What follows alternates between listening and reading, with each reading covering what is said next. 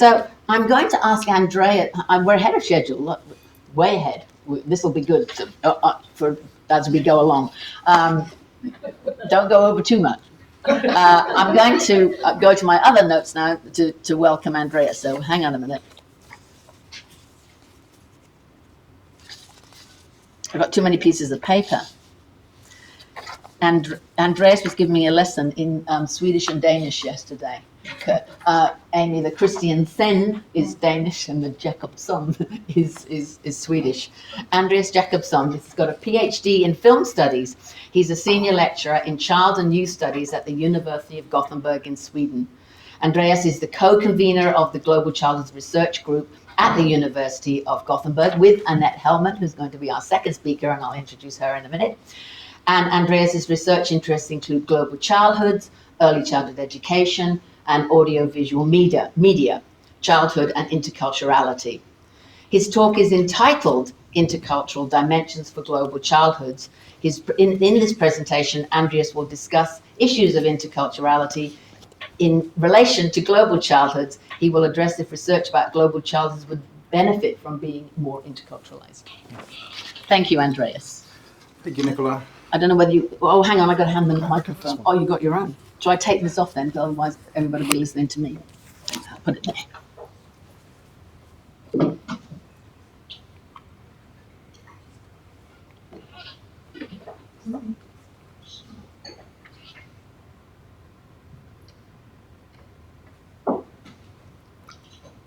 Thanks.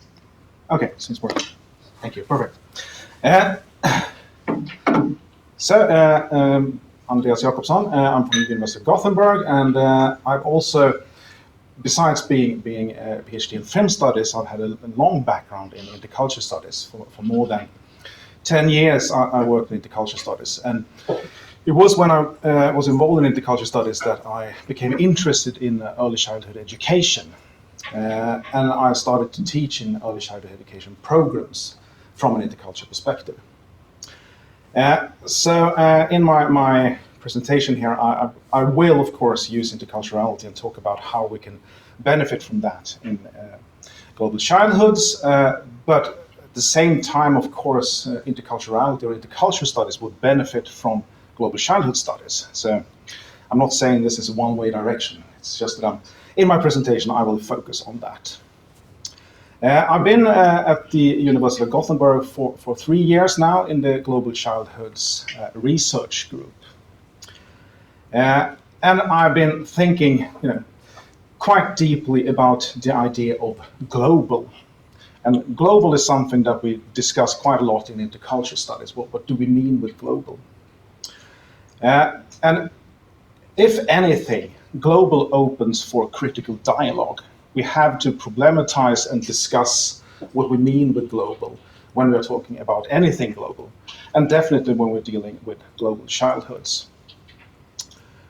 I will give you a brief background in the idea of interculturality as how I know it, and then I will say something about translating theoretical notions or negotiating theoretical frameworks and notions. Since both intercultural studies and global childhoods, for me, is deeply interdisciplinary or multidisciplinary. This also opens for some kind of critical dialogue.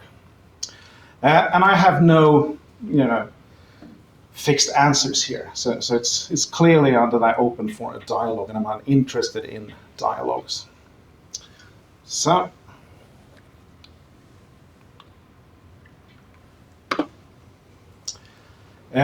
Traditionally, and I'm painting with a very broad brush here, interculturality has been dealing with fairly fixed ideas about belonging. So if we look back at intercultural studies or intercultural communication education, we can see that the main focus has been on identity or identities, on talking about people as belonging to specific groups, and to a certain extent, fixating people in national cultures, with the idea that the frame of a nation connects everyone who is a member of that nation. We all know that that isn't true, and we all know that it's much more complex than that, but it's quite easy to compare if you have fixed ideas and simplified categories. Then you can compare between different countries and between different parts of the world. So what we lose by doing this more complex is the framework of comparative studies, you could say, or comparative studies that is simple to perform. So the different categories here, and primarily the national cultures, has been in the background for talking about intercultural communication, how to communicate between different backgrounds. So by using language, for example, so how to find common language for understanding each other. But in many ways, intercultural studies has disregarded languages and looked at cultural differences as the problem for communication. When we look at the research, in the historical research, we see that in many ways it's actually linguistic differences that is the problem rather than culture differences. And the main concept that has been propagated for in education is intercultural competence. So finding skills how to behave and communicate in different parts of the world has been, one of the main things of intercultural studies and interculturality in the traditional way. When I started to be a teacher and a researcher in this field, it was something that was, it didn't sit well with me. And it didn't sit well with my colleagues either. So we started to discuss together, what to do with this and how to criticize the traditional ideas of interculturality. And then we turned to a number of researchers in different fields of study. So we have the biologist Vandana Shiva, who was in 1993, talked about cultural complexity with the idea of monocultures of the mind. So we quite often think in monocultures, but we have to be more complex and diversified than that. And she was connecting this to environmental issues. Quite often we are too fixed in our notions to understand the complex intersections between different areas and how that affects the environment. It also became clear that we quite often put too much emphasis on differences. That differences were exciting, differences were fun, but wasn't necessarily true or correct. So we have a lot of similarities that were left out of the studies. And that was very clear in the anthropologists Breidenbach and Nyeri and their book Seeing Culture Everywhere from 2009, I think it is. And they highlighted that culture has become a catch-all phrase. We can explain everything with culture. And this is also too broad. We need to be more complex than that. My colleague Fred Derwin, who I've written a couple of books with, he introduced the idea of simplexity. So to criticize the traditional interculturality, we need to realize that we have both simple and complex things going on at the same time, and they are always connected. So we're dealing with a simplexity. We're moving on a continuum of simple and complex ideas. So it is, of course, possible to talk about national cultures, but on the other hand, and we also need to take this into consideration, and we need to always be flexible like that. I've already said that we are intermultidisciplinary. And then we also picked up the idea of movement from the American philosopher Thomas Nail, who's talking about movement as the primary philosophical notion of contemporary times. Everything is moving, we just need to understand the movements. And movements lead to connections and encounters, and they are also in motion. So the philosophy of motion is something that we need to take into consideration regarding interculturality. And this, of course, then make the idea of traditional interculturality more or less impossible or something of the past. Even though we still find that a lot of researchers are using the idea of intercultural competence. But I would say we can't really do that anymore. We need to do other stuff.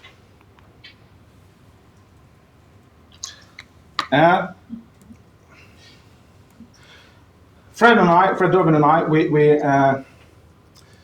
formulated our idea of how to be more complex as interculturalizing interculturality. We use this tautology to correspond to our endeavor to complexify the way that interculturality is discussed, expressed, and co-constructed. So the co-construction is something that is always present here. And how it is advocated in different parts of the world and in different languages. Because the main bulk of the research that we had taken part of was, of course, written in English. And this was also something that limited how we could discuss the issues.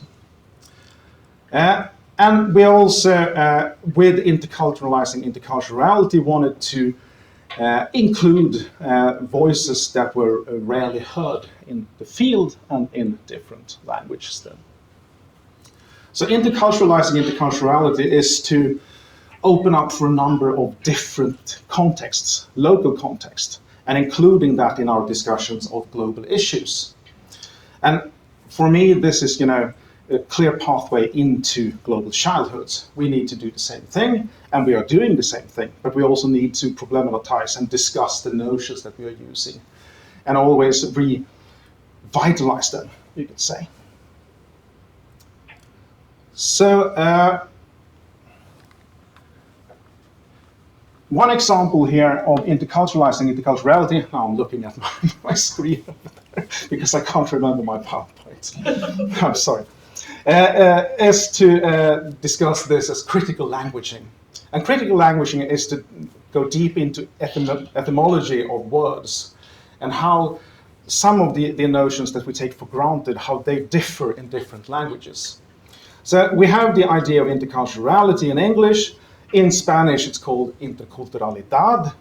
And interculturalidad means something slightly different in Latin America than interculturality does in North America and Europe, for example.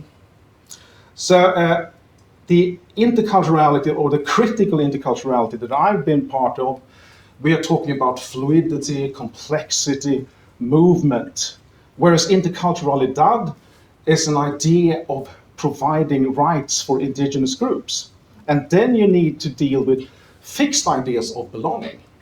So interculturalidad is political, to be fixed in a specific group, whereas interculturality is open for a postmodern movement, the fluidity of identities and languages around the world. So by just looking at different languages and in the interpretation of the notion, we find that here we have already, dug a little bit deeper into the complexity of interculturality, or interculturalizing interculturality. And as the French philosopher Barbara Cassin has stated clearly, there are really no terms or words that is impossible to translate. Everything is possible to translate if we negotiate.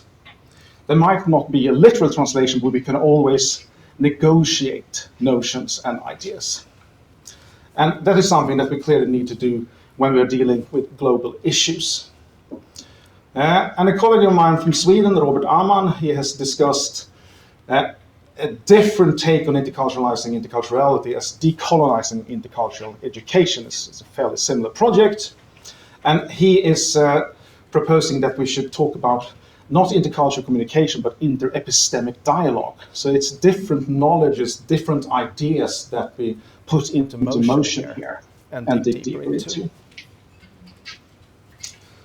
So I will end my presentation with an example.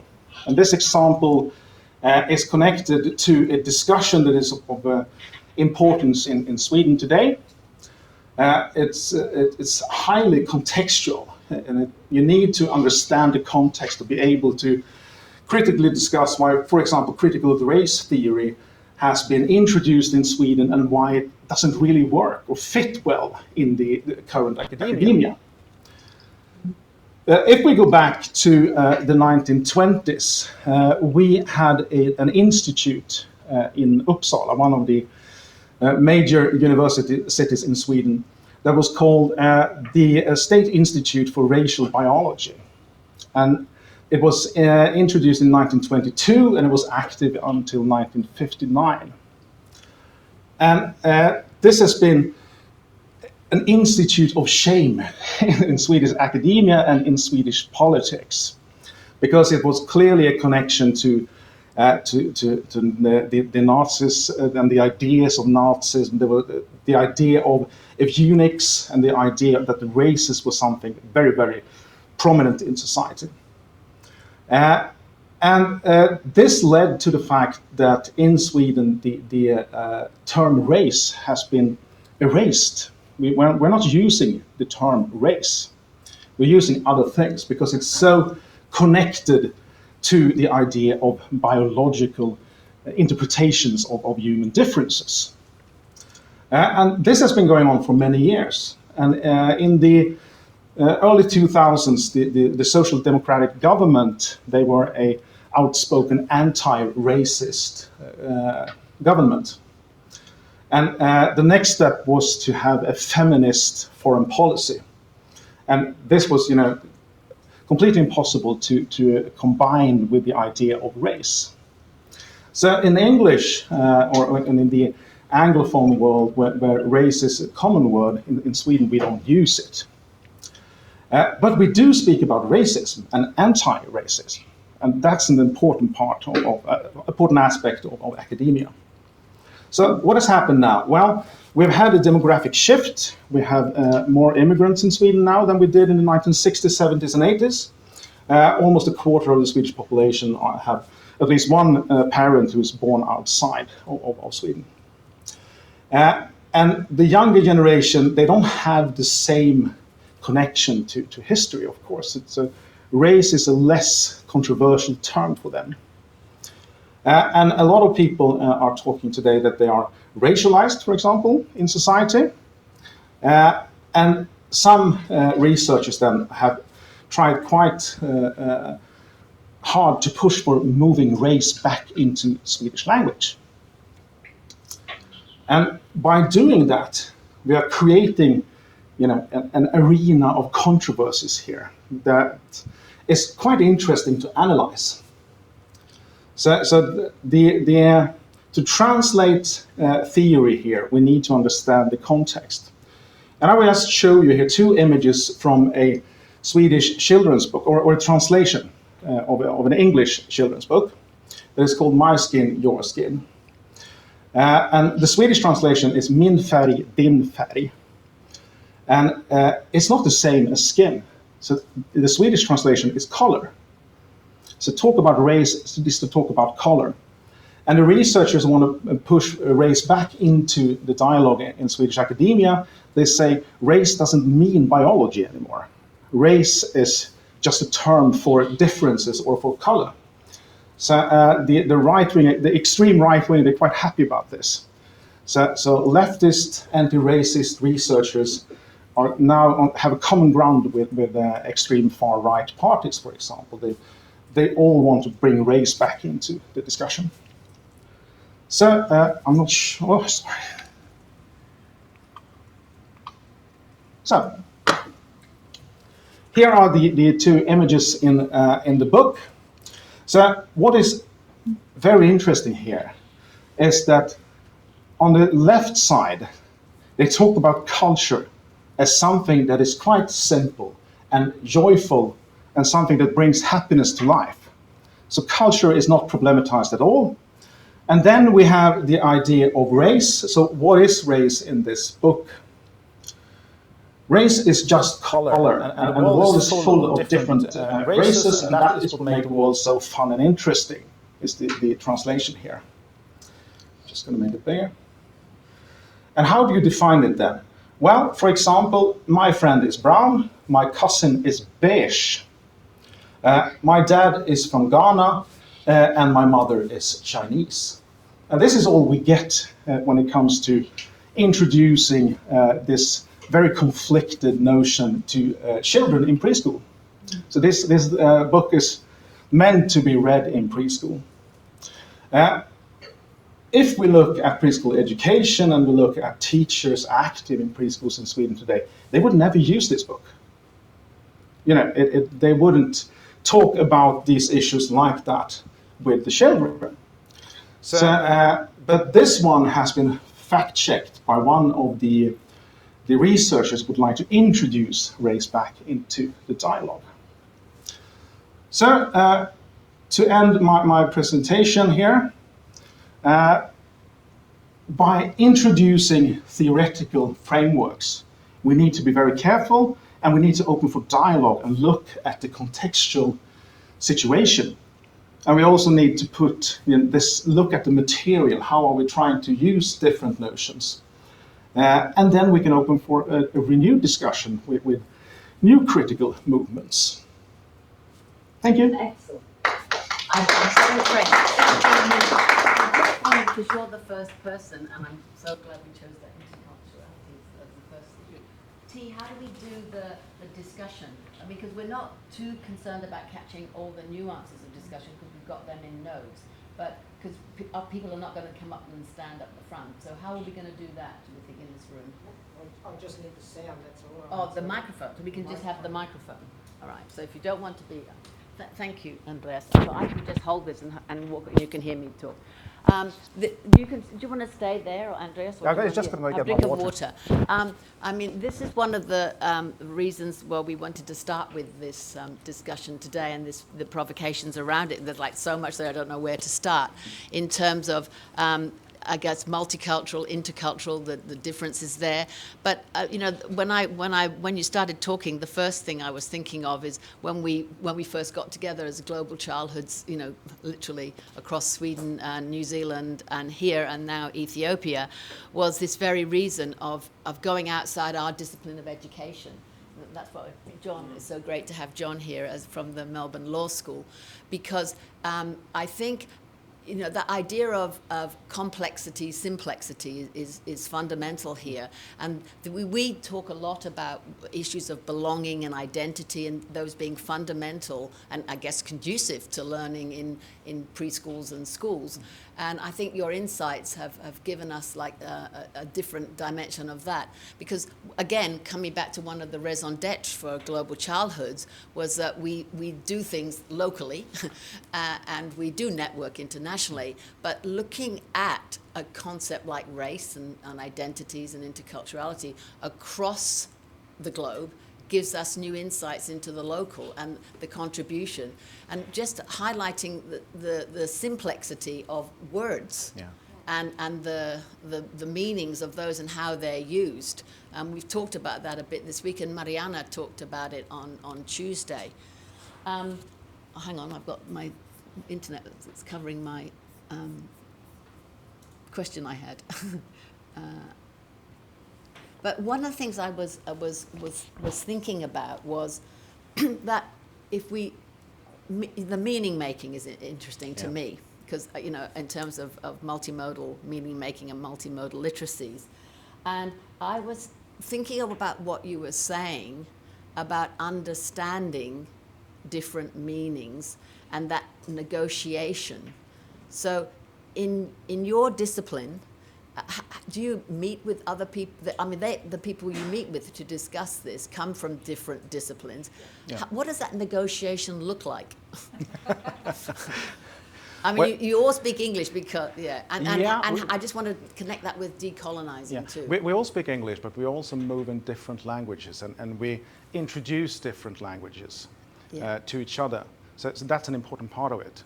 So when I was doing my work together with my colleague Fred, for example, we were moving between French, German, Swedish, English, and Chinese, and looking at specific concepts in different languages and checking do we really understand each other? And then we dug deep into the etymology. Is it understanding or is it shared meaning? Well, yes, shared meaning. I would say. To me, they're subtly different. Yeah. Yeah, Yeah, it is to strive for understanding Yeah, the specific notions, but with shared meanings Yeah. together. Yeah, And there's overlaps. I believe. yeah, there's overlaps, But of there's course. also differences, as you know. There are also differences. And for example, the very simple translation of interculturality to interculturalidad means something completely different. Well, if we look at it from a Latin American perspective, look at it for the indigenous group in Ecuador, for example. But in Spain, interculturalidad would probably mean something slightly more like interculturality. So it depends on context all the time. And I think this is, this is the fun part of being global. and there's a satisfaction in dealing with this at the same time as we're just scratching on the surface. Yes. So being global in the sense of looking at different contexts, we will always scratch at the surface, but we can try to dig deeper. That's what I feel like, broadening my perspective, looking at things I never thought to look at. It's a bit like writing a research grant. When you're so passionate about something and you're like writing away, and then the review comes back and they say, I need more information on that, or you haven't explained that very clearly. Having opportunities like this is so significant. Yeah, and there's also something about to deal with these issues is to move into some kind of philosophical humanities. Moving away from empirical studies and discussing notions. But we need to do that to be concise in our empirical studies, I think, if we do it from a global perspective. Anyone else want to? Thanks. I'm going to bring up. Are you okay with the microphone? Sorry. It's a funny microphone, isn't it? It's not like one you sing on. Thanks for your very interesting presentation. I wonder if you could talk some more about the concept of movement that you cited. Yeah. And how that relates to your ideas, and perhaps with a decolonising perspective from the Sami community. I don't know if you can relate those things together, or that's very complicated. I think we can do that over lunch. Yeah, over lunch? Okay, let's just go with the movement. I don't think we have time enough for that. Yes. But the idea of movement, as it has been introduced by Thomas Nail, is that movement is a foundational notion of everything in a sense. And we have always thought about movement in relation to stasis. So it's something stable, something still, and then we can see movement. Whereas here, as he is proposing it, movement is the primary notion. So everything is set in motion. And if we think like that, then interculturality becomes a necessity for understanding different notions. So that's my take on it. So this actually not only motivates us, it forces us to think in constant change. And so I had a very quick Google while you were talking. So it's a philosophical position that he's speaking about, also a practical but also a philosophical understanding of movement. Yeah. And for example, we could, a practical example would be that part of globalization and movement is, for example, digitalization. And digitalization is connected to capitalism. And capitalism is moving everything into destruction. So now I became quite political. But these things, they move us into political areas, I would say. So instead of looking at movement as something that is always, producing something, it's also a force of destruction. And these goes hand in hand, and here we have the complexity. And we can talk about the sound later. Yes, we can. Thank you. Anybody else got a comment or yes? Okay, I'll bring you up. Oh, thanks. This is why we're sitting at opposite ends. I'm a bad catch, so it's already suggested that. Thank you for opening the day with race. I think it's the thing that many people skirt around. For Sarah and I, it's the purpose of our lab, but I'm sitting here very conflicted by the presentation at the same time as not having enough time to actually talk about it, because race and culture, whitewashing, the kinds of things that I just heard all in that 20 minutes, I just think need time when we talk about global childhoods, and it's not as easy as language. It's, the conflict for me exists in understanding indigeneity. How do you decolonize anything in that when you've already whitewashed it? How do we not, including sitting at the University of Melbourne, talk about our shared history of eugenics? Anyway, it begins my day in a troubled way. That's a good It's a thing. good thing. It's a good thing, but I think it's not to just be left. I think that it does need to be picked up through the day, and and forever onwards. Yeah. Because I think that the citational practices of many people in education research is not right. You know, we cite things without actually being very careful about who we cite and how we cite that, and understanding what that's coming from when we try to be global. And my concern always in looking to the Nordic, education sector, as someone whose, family comes from that space, is because of this monocultural version of the world that when we think about Australia, we cannot even sit next to. My classrooms, my families, my children's families are very, very different to that. And not that it is monocultural, but it has a version of colourblindness and monoculturalism. And in that, I find it really difficult to even enter into intercultural. Anyway, so I have no question. I just am telling you I'm sitting with major discomfort that we don't actually really ever spend any good time doing this work in education. That we get a presentation and we have to think about it, but the actual piece of work we should do is to really deep dive into this, because we can't use the language of global. No. We need to actually really understand there is no global. It's actually an impossibility, but in that impossibility, there's something to open up and then play with. Yeah. So thank you. Yeah. Thank you for putting Andreas at the start. Yeah, well, that was. Yeah. Oh, Gabriele, you go. Can I just say one sentence? Thank you very much for all these thoughts. And I'm, as European, especially happy to be able to think about languages and comparisons and cultural differences without language barriers and with language barriers. And I would like to put one more aspect to this, and this is all the artistic literacies. They are very important in especially in early childhood education to be more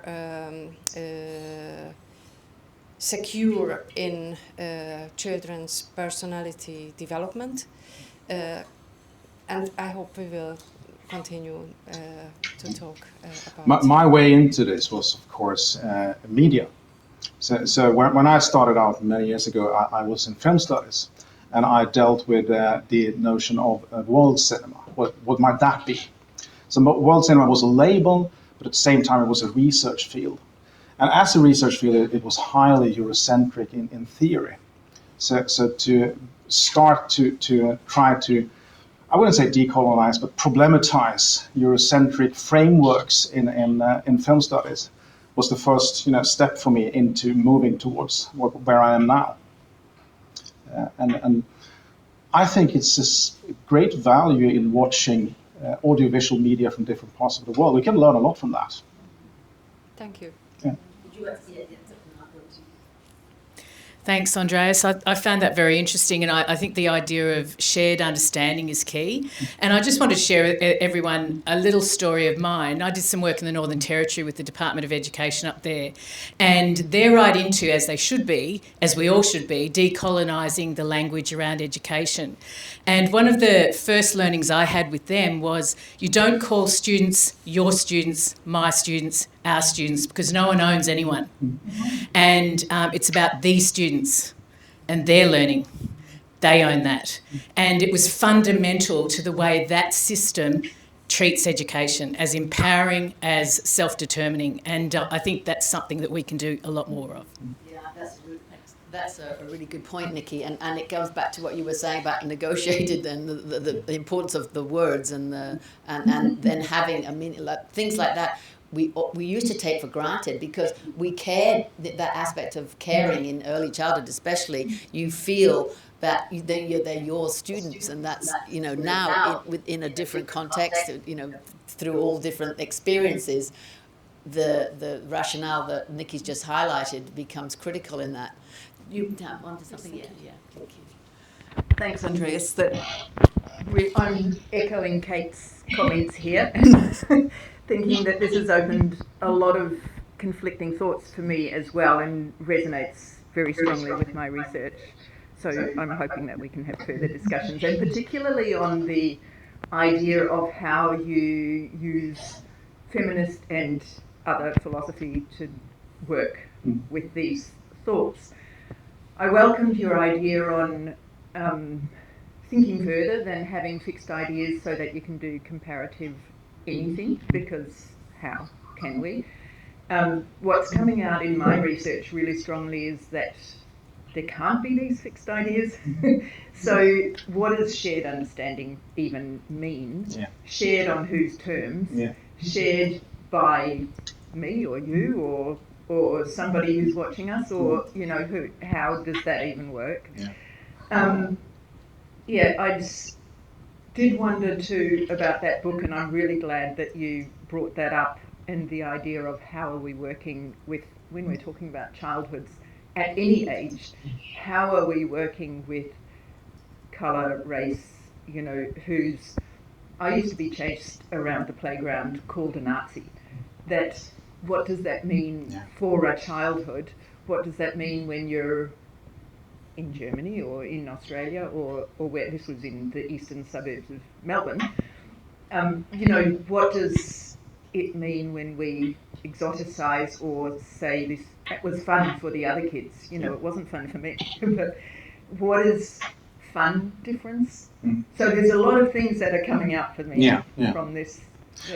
Really there's always this that cultural differences are something to be happy about. Well, maybe, but not always. And in what way? Not everybody. So there's something here, that is so often repeated in educational material. That it's something to discuss. In Australia, we have Harmony Day. So early childhood centres celebrate Harmony Day because we all live so harmoniously together here in this country, for example. Try another name. This was precisely a good way to start. It must be over 30 minutes now. Yeah. We've gone over our 15 and 15, but I knew we would. I knew we wouldn't keep to time at any point in time. I thought I was really good, like rushing through my first part, so we could start early. But I knew that collecting this group of cool people would result in stimulating conversation like this, and that was the point of today, Kate. That we would have that shorter time, so it would open up possibilities to follow up on with ideas, and that we might have another day where it's all on interculturalization or whatever we want to call it. But the point being that today was like to whet the appetite, so to speak, and we're so lucky to have Andreas and Annette here from Gothenburg to bring us with those different perspectives, and later Gabriella from Hungary. And the different disciplines coming together, because I think in education then we benefit from that. Now the other thing about today is it's flexible and fluid and all those things, and now as we transition from one speaker to another, lucky for us we have Finn and T here, because they've put all the slides, and some people are not using slides, the people who are using slides together. So now we can transition into Annette, and she can go up there with Finn, and I can read my introduction of Annette. Is that right? That's what we're going to do. Do I need my computer?